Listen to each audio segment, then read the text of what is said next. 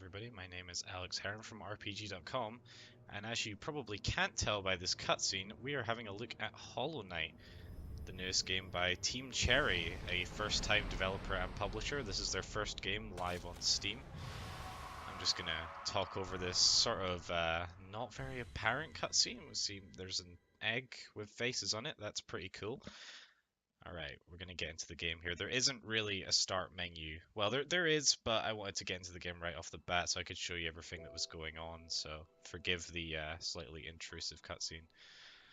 So, what is Hollow Knight? Hollow Knight, as I said, newest game by Team Cherry. It is a sort of Metroidvania side-scrolling action platformer in sort of a Salt and Sanctuary, Shovel Knight kind of vibe, but what you'll probably get by this cutscene and its rather eerie tone and music is that it's very kind of Dark Souls-esque, which is why I'm talking about this in the first place. Dark Souls, of course, being one of my favorite and many people's favorite games of all time. So I'm just going to let it load in here. Very mysterious cutscene there. So, as we descend into the depths here. Alright. Let's see if I can move. So, this is you. You are Hollow Knight. We're going to do the tutorial here so you can learn a bit about the mechanics of the game. But yeah, you're a Hollow Knight, and that's about all I can tell you about this character. This is something that's very interesting about this game, is that it's very kind of mysterious with its story. Like, I have no idea what's going on. I've seen about a couple hours of this game so far. All I know is that you're this rather strange bug person in a world of bug people, and you have to fight other bug people, and that's about all I can say, really. I mean, there's not much to it, and I think that's part of the reason why this game is so interesting, apart from many other reasons which I will get to later. But yeah, it really has this kind of eerie vibe. I mean, I'll just let you sort of soak in the atmosphere here for a second. Sort of drifting along here in this very bug-like cavern. So yeah, you play as Hollow Knight. You're kind of going out to explore this strange subterranean world. And sort of the entire world is populated by bug people, as far as I can tell so far of my time in the game. So it seems to be just sort of set in this kind of weird kind of bug universe, I guess you could say. It's kind of got this sort of medieval kind of sort of knights and sort of like, you know, early adventure explorer kind of tone to it, but obviously set in a world with bugs, weird ancient runes like this interact. Higher beings, these words are for you alone. Your great strength marks you amongst us. Focus your soul and you shall receive feats of which only others can dream.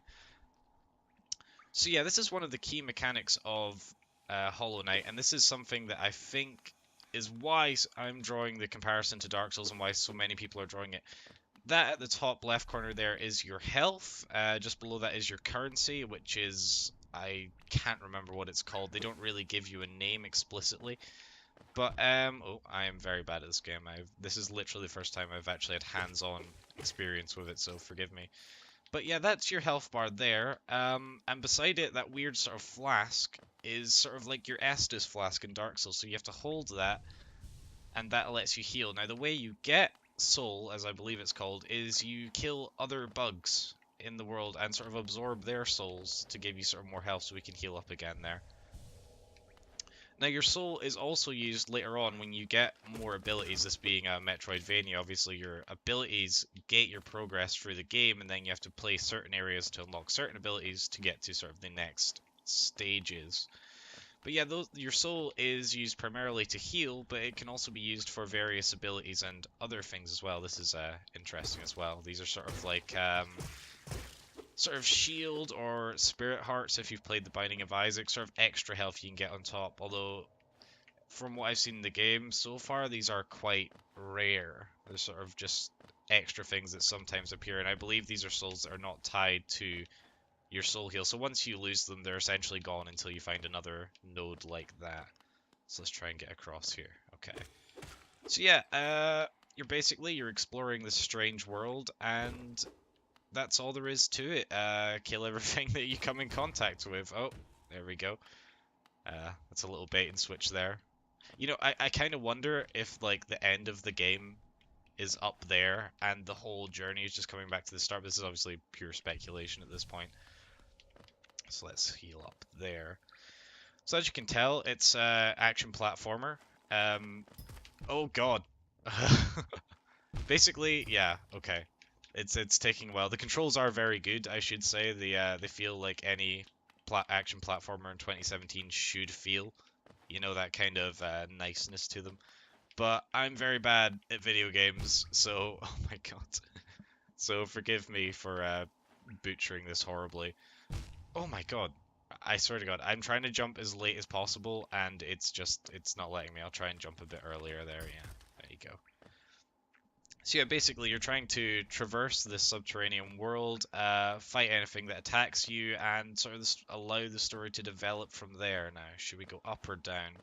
Oh, I should mention, this is sort of a semi-open world game, so there's not like a direct path you should go. You could, for example, here you could either go down there beside those spikes, which we might go because that looks like a secret, or you could go up here, and you could really go any way that you like. Obviously, the only thing preventing you going certain places is, like I mentioned up there, it looks like this isn't actually the end of the game, you can just get through here.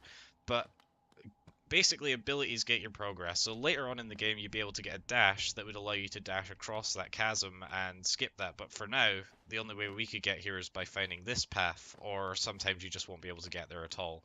But yeah, it's basically an open world game. We could choose to go up there, or we could go down here and see what's along here. And it's a rock containing a bunch of barnacle currency. That's quite good. So yeah, here for example, there's basically no way for us to cross this. If I try and cross it, I'll die, and that's not just me being bad, that's actually like the limit of my jump. So obviously later on, we could come back here, get a dash ability, and then proceed that way.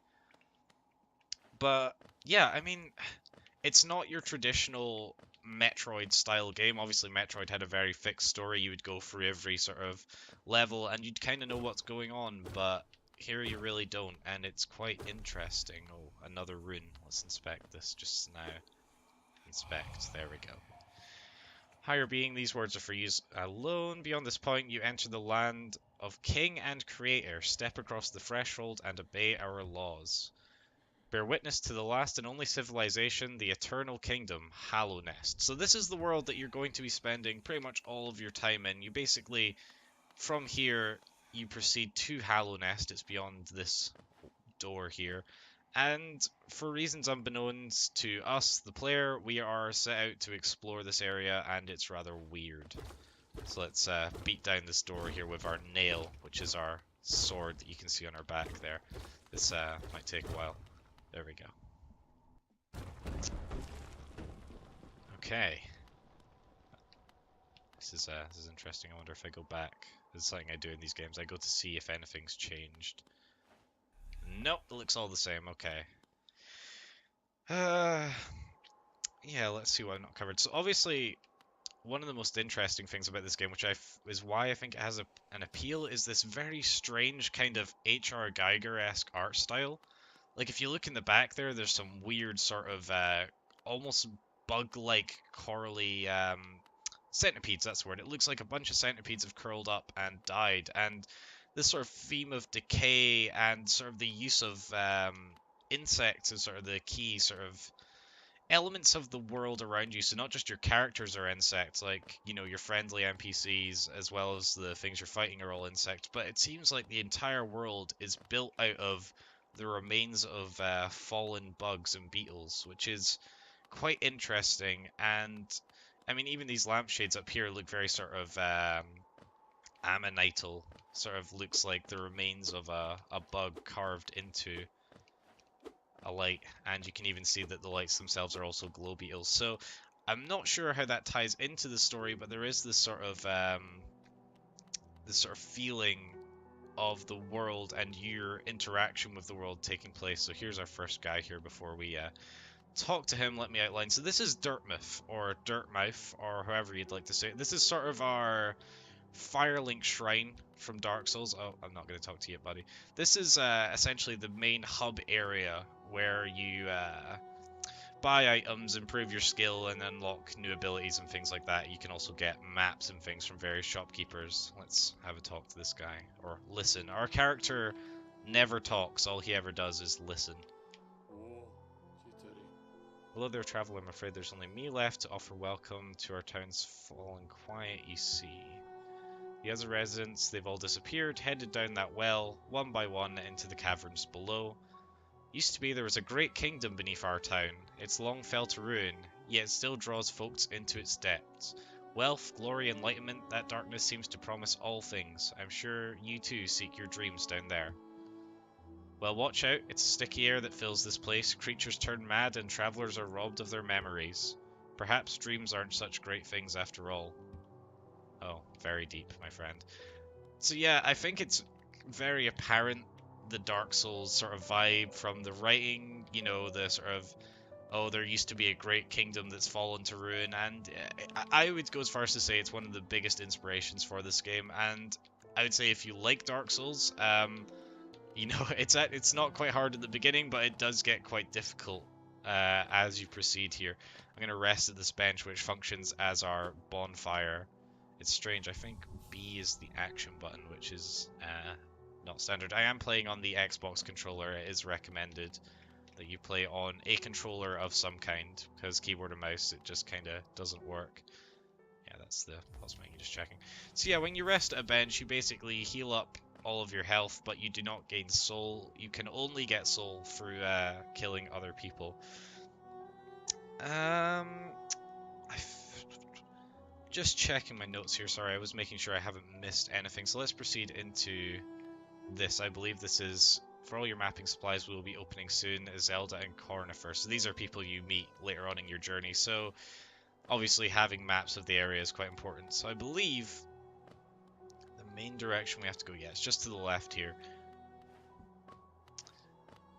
But here's the well. This is where we start our journey. I actually meant to jump over that. There isn't much else to the right. It's just kind of a big door, which I assume is where something will take place later. So this is our first area when you get into the game, and as you can see, the sort of the decayed ruins sort of vibe is sort of continuing. One thing I do like, by the way, is that you can sort of interact with these seemingly pieces of the background. They don't really do anything, but adds a nice touch to making you feel a part of the world around you, that you can sort of, you know, things aren't just set, and you can kind of interact with it. It's a nice little touch by the developers. So as you can see, the appearance of the bugs as well is very reminiscent of the Hollow from Dark Souls. They just kind of list about, and then when they detect you, they seek you out and try and destroy you at all costs. I think I might die here, which would be interesting as I get to show you the mechanic of the game. I'm not gonna, I might purposefully die later to show you it, but for now I do actually want to stay alive. Let's kill this little, what would you call that? It's kind of like a bug mouse. It's kind of bizarre looking. I believe they are kind of designed generically on, like, various insects, but I don't think each, you know, insect is a specific insect or anything like that. Let's continue on to the left here. Now, I think you normally, yeah, this is your inventory, so focus, that's your ability to draw, your nail is your weapon, nothing special in there so far. Yeah, but I mean, once you go down this well, you really are free to explore however you want.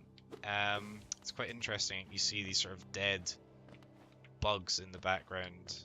They sort of look like dead people as well. It kind of gives you that sort of that area in Dark Souls where there's a bunch of dead hollows in the background and you're just sort of wandering between them just before Firelink Shrine, and its name escapes me.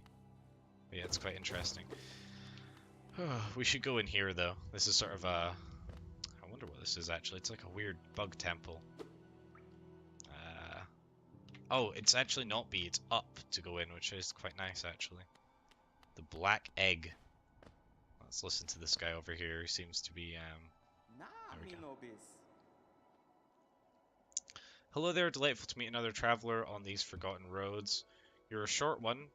Oh wow, that's rude. But you've got a strong look about you. I'm Quirrell. I have something of an obsession with uncharted places. This ancient kingdom holds fascinating mysteries, and one of the most intriguing of them is standing right before us. A great stone egg lying in the corpse of an ancient kingdom. And this egg? Is it warm? It certainly gives off a unique air. Can it be opened? There are strange markings all over it. I do love a mystery, and who knows what the other marvels lie below, even deeper below us. So this is obviously... Oh, accidentally activated another cutscene here. For so long as I've felt drawn here, so many tales full of wanderers and horrors, no longer could I resist, I just had to see it for myself. And what a time I choose to arrive, the dead world has sprung to life. Oh, that's quite ominous, actually. The creatures are riled up and the earth rumbles, the air is thick. I wonder what could have brought it all about. So let's try and actually jump over this man. So as you can see, Dark Soulsy kind of, everything's sort of written in sort of nuanced poetry. Nothing is made abundantly clear. It's not like, oh, go here and do this. But as you'll probably recognize from the opening cutscene, this is the egg that has 3 symbols on it. And if my knowledge of video games tells me anything, it means that we have to collect 3 of something, defeat 3 of something. I think it's probably defeat 3 of something, because as you can tell by the aesthetic, all of the characters have these white faces, and it looks to me like those are 3 bosses that you have to defeat to allow the egg to wake up. Whether waking up the egg is a good thing or not, who knows, but we'll see how it goes. But anyway, let's proceed. If there's anything this way. Nope. Okay, let's go back.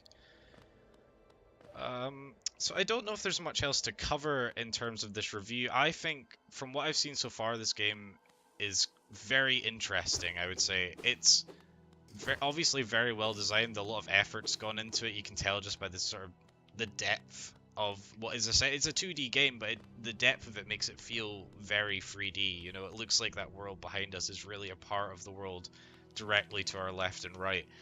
And I would say it's very interesting. I would say if you're a fan of action platformers, you know, it's a genre that has it was sort of around a lot about 5 years ago, especially ones with real physics was the thing back then, but it's kind of sort of receded to other types of game, more like puzzle games and a lot of coding games and things like that. But I think if we were to call this not quite a renaissance of that, but I think it's definitely, if you're a fan of action platformers and you like things like Dark Souls, like Metroid, like Salt and Sanctuary, if you've played that, is something else that I could compare this to a lot, then I think you're definitely going to like this game. It's about, I've heard people say it's anywhere between 20 and 30 hours long, with 30 hours being the, I want to do everything, you know, collect all the collectibles, find everything there is to be found, that sort of thing. But, yeah, basically, if you like what you've seen here so far, then I would definitely recommend this game. Are there any negatives? It's kind of too early to tell. This isn't like my last review of Duck Game where I've had like literally like hundreds of hours in that game, so I can tell you everything about it. I think it's really just sort of up to you if you like the appearance of it.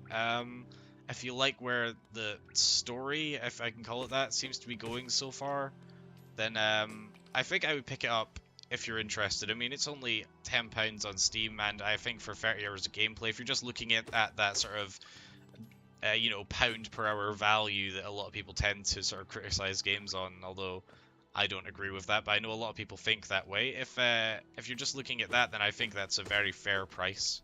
You know, I suppose one downside is I don't know how much replayability there will be. Obviously, it is a story game. It isn't like a multiplayer focused or mechanics focused game where you kind of just play it as long as the mechanics are interesting to you. It's more sort of it's just telling you a story and exploring a world, but I think that in and of itself, because the world to me anyway seems very interesting, the story seems quite nuanced and possibly quite unique from what I can gather so far, then I think it'll be the game for you if you're into that sort of thing. So I'm going to proceed a bit here, show you a little bit more of the world around you. This is something interesting as well. This is one of the ongoing quests of the world. So obviously we see Jamie Heineman over here in bug form. Seems quite sad actually, and if you look, he is in this strange egg formation, but there are lots of other missing eggs around you, so as you can probably gather by my not so subtle commentary there, basically there are a bunch of mini Jamie Heinemans scattered throughout the world, and as you find them, they fill up here, and if you collect them all, every one you get, he gives you something, be it money, be it a unique kind of item of some kind, and eventually, when you collect them all, I'm sure something interesting will happen. So that's sort of one of the ongoing side quests that you can do that sort of add to the game's narrative and sort of, you know, it's more of a world building thing, I think. It's maybe not, it might be directly tied to the story, I'm not entirely sure, but to me it seems like one of those side things that sort of help expand the world and sort of provide you with the extra level of sort of investment within it and things like that. You know, it's like any game basically. The more you put into it, I think the more you're going to get out of it as well. Let's see. I really want this bug thing. One of the key things that sort of becomes apparent very early on is it's sort of a very, you know, fight to survive kind of thing, because the only way for us to generate health and things like that, I mean, we're in a good place right now, but knowing me, I'll be hit. Yep, there you go. Right away. Um, but obviously, we need to kill other beings for us to survive. Whether that is the morally correct thing to do, and whether we'll be maybe chastised for that later by characters and things like that, will be interesting. But it's a unique mechanic, and it is something that only a game like, even a game like Dark Souls doesn't do fully, because obviously the healing system in Dark Souls is tied to you resting at a bonfire more than oh god, there is no fall damage, so I would be fine there. Resting at a bonfire more than fighting enemies directly, but obviously here you're essentially stealing the enemy's lives to sort of maintain your own life, to preserve yourself and keep going, which is unique and interesting. And obviously the moral implications of that later on haven't been made apparent to me yet, but I feel like the way they build the atmosphere, and with especially with Quirrell back there saying, you know, the caverns are springing to life, it's interesting to see. Obviously death being one of the main themes of the game so far, that sort of death and decay and sort of a lost, ruined world. One thing I'll do here, forgive me, I'll just try and get hit by these bugs. I want to show you what happens when you die. Come on. Hit me! Hit me! Stop trying to hit me and hit me! You know, I am not this bad at the game, obviously. But okay, so let's die right here. When you die, you get a cool little animation, your skull cracks, and as you can just see there, a weird dark spirit escapes from inside you. When you die, you awake back at the last resting point that you rested at. And something that I think is interesting is if you look at the top left again, your health jug, your soul container, is now cracked. So what does this mean? Well, basically, if you're familiar with Dark Souls, again, you can see where all the comparisons are coming in, sort of mechanically and things like that. Now I need to make sure I'm actually going the right way. I believe it was just to the left here. But you can see again, the sort of the comparisons with Dark Souls aren't just surface level. You know, a lot of the mechanics are shared between the two. But when you're cracked, you're essentially in that hollowed state. You lose all of your currency, which would be souls in Dark Souls. And there you go. That is your bloodstain from Dark Souls. I believe that is known as a shade here. Oh, I'll need to go back up there if I can. Yep, there we go. So basically, we have to defeat our shade, which is sort of an evil version of us. Oh my god. I swear I am jumping there. In order to regain our humanity, what that'll do is it'll restore our jug. Obviously, when our jug's cracked like that, I'll kill one of these fly things to show you. But we can only hold so much soul in our soul jug, so it means that we're limited until we regain our shade. Here we go. And when we do that, Elves comes in, our jug's repaired, and all of our currency is restored to us as well. So, again, you can see it's very Dark Souls-like. It's very, it's an interesting mechanic that basically means that you have to focus on keeping your soul whole, I would imagine. You know, I mean, it's one of those things where I guess if you die twice, I've not died twice in a row, thankfully. But where if you die twice, then I would assume you just lose all your souls and you'd have to start again from the nearest checkpoint or bench or something like that. Is there anything else to say? I'm very keenly aware that this recording has gone on for a while. This is a very addictive game to get into. It's quite interesting, and I could see myself playing this for a few hours after I'm done here. But yeah, I think I'm going to call it there. I think this is Hollow Knight. If you like it, pick it up on Steam. Like I said, about £11 now. I don't know if it'll go on sale soon. I would imagine it would, because new games have a tendency to do so. But yeah, check it out. As always, I've been Alex from RPG.com, and I will see you next time.